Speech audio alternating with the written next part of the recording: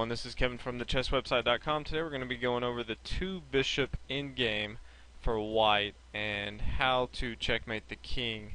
If you haven't studied this before, this would be a very good opportunity to learn different techniques, and even more so than just checkmating the king, just learn how the bishops can work together well when attacking. You can use this if there are more pieces on the board, but if you just have 2 bishops, we're going to go ahead and get into it and show you how to go about it. So first thing you want to do, now keep in mind as we go over this video, there are many different ways to checkmate the king, and no, I'm actually not going to be showing you the fastest way.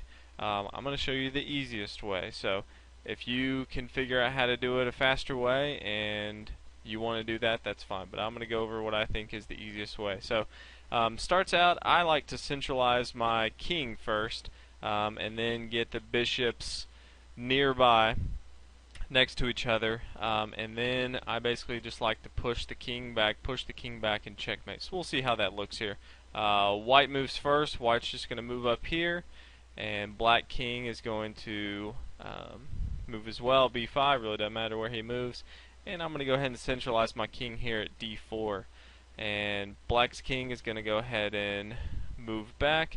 And I'm going to go ahead and centralize my first bishop. Again, this is a key concept. Centralizing your bishops, activating your king nearby, and then pushing the king back. So black's going to go ahead and move, and I'm going to go ahead and activate this bishop here. As you can see, this bishop, this white bishop, is taking away this long diagonal on the A to H file, and so the black king is limited now to these green squares that I have highlighted. So he's going to have to go ahead and go that route. So you can already see the limited space the black king has.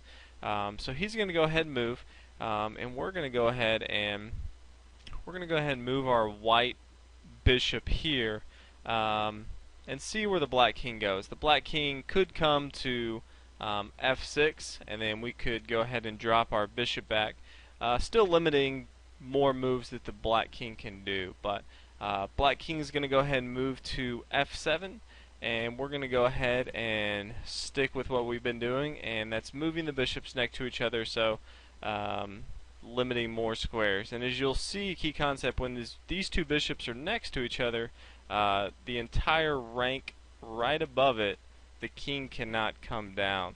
So this 6th rank here, the king cannot pass, and so we are really taking away squares that the king can go to, and we have not moved very much. So we're going to go ahead and continue. Black king has to move to one of those squares, and he moves. And now we really don't have any good moves for the bishop, so we're going to go ahead and start to activate our king a little bit more. And black king has to retreat, and we're going to go ahead and bring our king to a better position. And black king is forced to move back with this long diagonal, and he couldn't come here because of our king. And so now we are going to do our first check. We're going to go ahead and move our white bishop here. He can come back to f8, or he can move to d8. Those are his 2 moves. If he does decide to go d8, we'll take a look at that.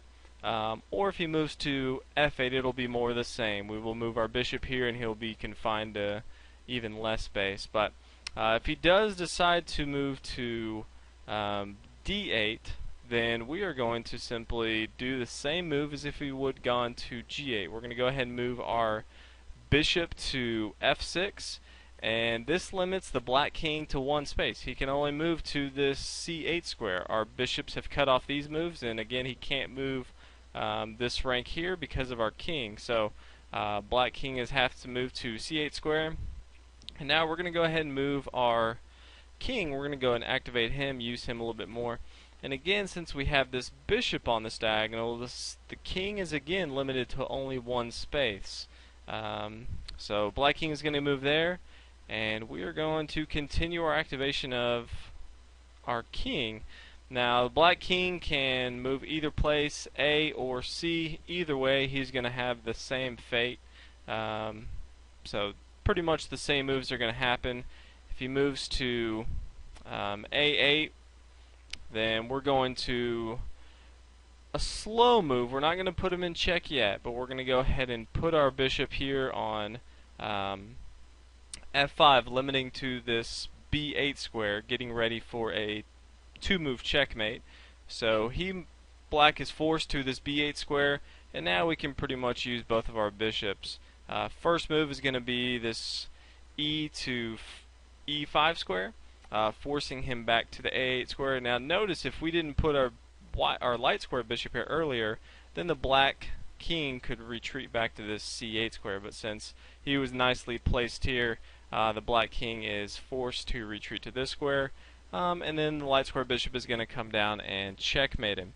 So that's obviously if he goes to the left to the D8 square. We're going to go ahead and take a look if black decides to move to the F8 square. And again, like I said before, we're going to go ahead and continue what we've been doing. We're going to bring up our bishop to the F6 square and block off the king's mobility. Black king now has two moves, or two spaces he can move to. Only one he can move to, but two available squares. And so he's going to be forced to go to the G8 square. And from here, we're going to go ahead and, like we've always done, we're going to activate our king, get him alongside the bishop. As you can recall from the very early moves, we actually had this same setup, and we've actually just moved this setup down the board, getting the king closer and closer to checkmate. So king only has one move because of the bishops. He's going to have to go back to F8, and when he moves back to F8, now we can start. We have a great position. We can go ahead and start getting our bishops in range, and you can go ahead and just conceptually think about what we're doing here. We're going to go ahead and move this bishop back.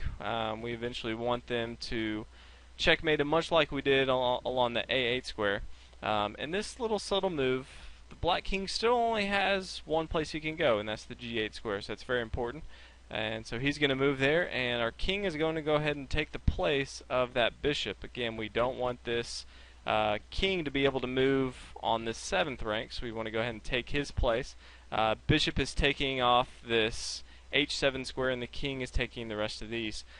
Black can choose to go either F8 or H8, doesn't matter, the same fate will be brought upon him. We'll go ahead and look at F8 here, and now we're going to go ahead and bring this bishop into a better position. Go ahead and check the king. The black king has to move to the G8 square. And same move if he would have gone to H8. We would still bring this bishop here, and he would just go from H8 to G8. Same fate, like I said before. Black king's going to go ahead and move to G8, and now we're going to go ahead and get our other light square bishop into the action. So he's just going to drop back one, F5, and the black king is forced to go to H8. And we are going to go ahead and, like we did with the dark square bishop, we're going to go ahead and take the place of our light squared bishop with our king here. So again, he cannot move along this 7th rank, and the black king is forced to move along the 8th rank on the G8 square, his only move. So he's going to move to the G8 square, and then much like we had on the other side, it's a very easy win from here. White's going to go ahead and move his light square bishop check. Black is forced into the corner, and white can go ahead and come down with his dark square bishop and checkmate the king. So hopefully you all enjoy this video. Like I said before, there are very, very many ways to checkmate the king with two bishops. I feel like this is the easiest. If you do want some practice, you can actually check on my website. I have a few variations where you can go and actually practice playing against a computer with two bishops. And that website is www.thechesswebsite.com, and you can just click on in-game two bishops and practice there. So hope you guys enjoyed. Definitely subscribe so you know when new videos are coming out. A lot more should be posted shortly, and have a good one.